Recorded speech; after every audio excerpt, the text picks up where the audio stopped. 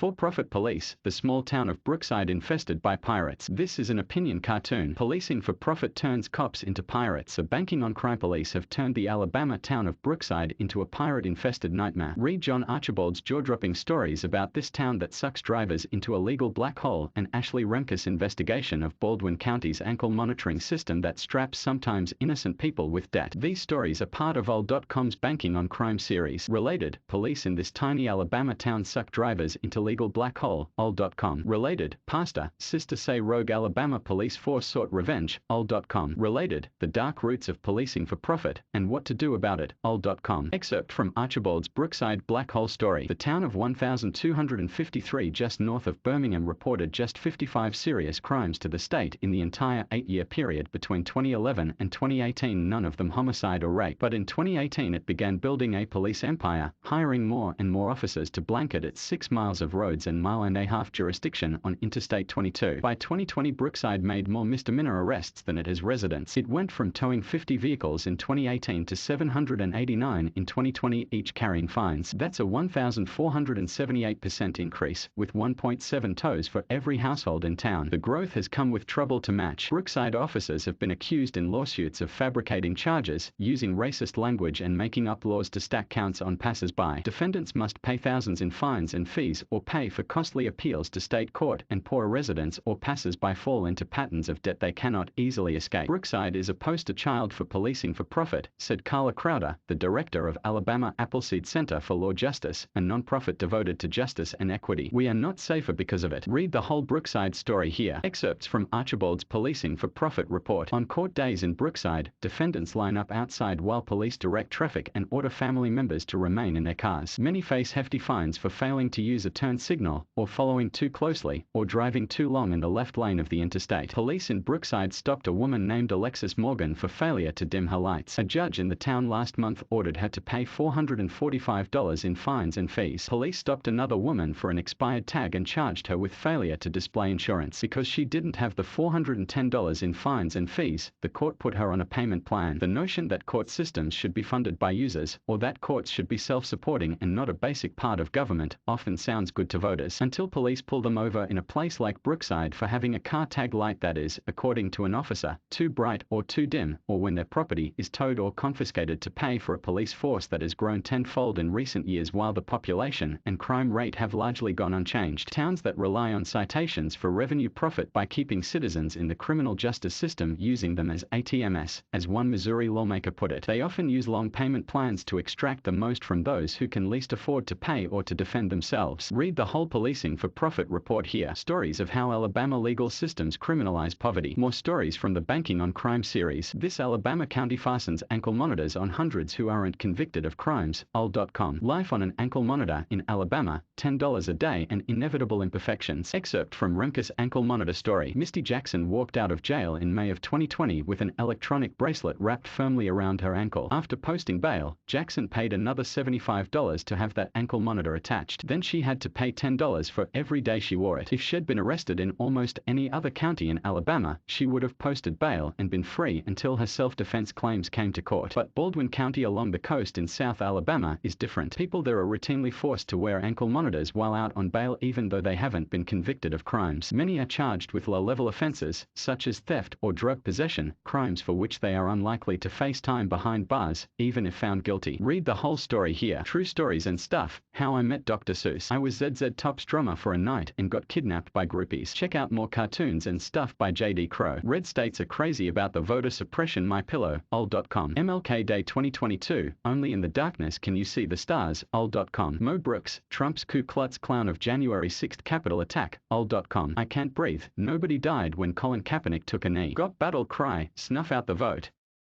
all.com. Mo Brooks injects secret weapon Roy Moore into U.S. Senate race, all.com. Alabama Crimson Tide, thanks for another inspiring ride, all.com. Kirby Smart's last words to Nick Saban before CFP title game, all.com. Tribute, Betty White made our world a funnier place, all.com. J.D. Crow, drawing 2021 to a Ku Klux Klan close, all.com. Is E.O. Wilson the smartest, most quotable guy in Alabama history, all.com. Alabama Ku Klux Klan, traitors Brooks, Tuberville and company should resign. J.D. Crow is the cartoon cartoonist for Alabama Media Group and AL.com. He won the IFK Human Rights Award for editorial cartoons in 2020. In 2018, he was awarded the Rex Babin Memorial Award for local and state cartoons by the Association of American Editorial Cartoonists. Follow JD on Facebook, Twitter @CrowJam and Instagram @JDCrowPix. JD Crow Toons, 2021 Year in Review.